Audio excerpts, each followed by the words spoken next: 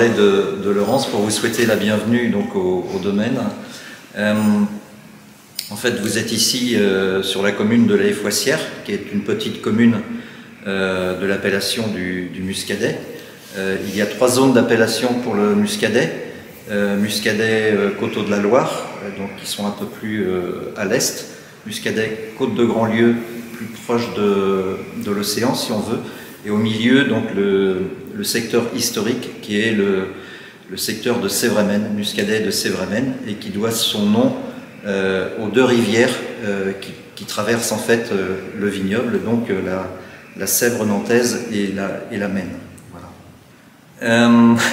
Donc cœur historique de l'appellation. Pourquoi?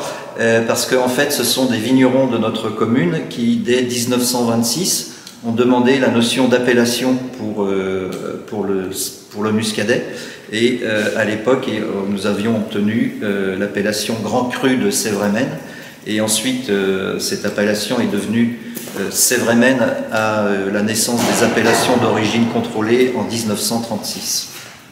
En ce qui concerne notre domaine plus particulièrement, ce sont nos parents qui ont démarré ce domaine en 1948, et à l'époque ils avaient seulement 2 hectares de vignes et il fallait partager la vendange avec le propriétaire.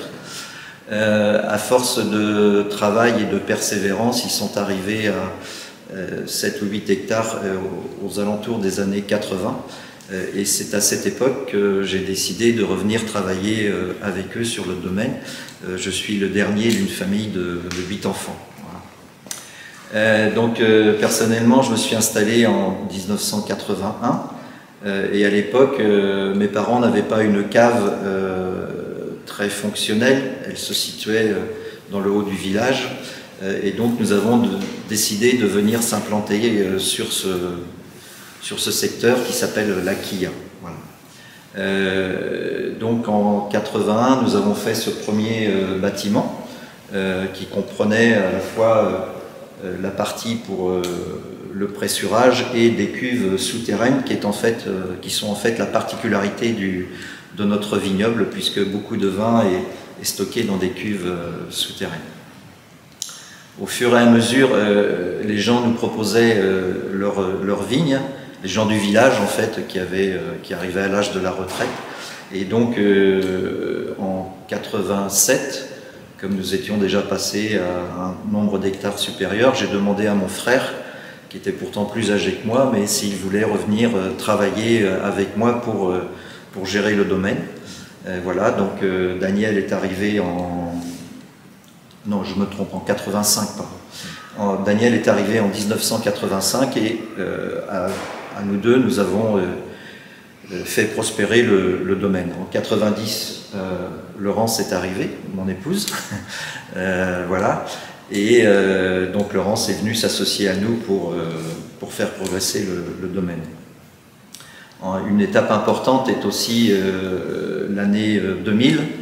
L'année 2000, c'est l'année où nous rachetons le domaine Saint-Martin à Château-Thébault, qui est un domaine d'environ 9 hectares sur la commune de Château-Thébault, très bien situé, on le verra tout à l'heure, nous irons le visiter, voilà, et qui fait du très bon vin. Donc aujourd'hui, notre domaine fait en tout 80 hectares, mais nous produisons que 55 hectares en vignes, répartis donc essentiellement sur la commune de La Haye-Foissière, un peu les communes limitrophes, donc du Palais, la Chapelle-Lin et Haute-Goulaine, et le domaine Saint-Martin qui est à Château-Thébault. Voilà, donc le domaine est désormais assez bien regroupé puisque historiquement, vous l'avez compris, c'est pas comme un domaine de Bordeaux par exemple où il y a la maison principale et toutes les vignes autour. Nous avons construit pas à pas l'histoire du domaine et l'unité foncière du domaine. Donc aujourd'hui, l'Aquilla se situe principalement autour de la cave.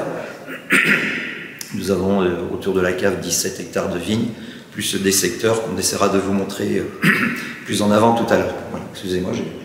Voilà, nous sommes vraiment attachés à la culture du vin, dans le sens où nous ne faisons que du muscadet sur notre domaine viticole. nous sommes vraiment spécialisés dans le muscadet. Notre fierté, si je puis dire, c'est de dire que nous essayons de tout faire de A à Z. En ce sens, nous faisons nos propres plants de vigne, par exemple. C'est une tradition familiale que nous avons perpétuée et nous avons l'assurance d'avoir un plan de meilleure qualité.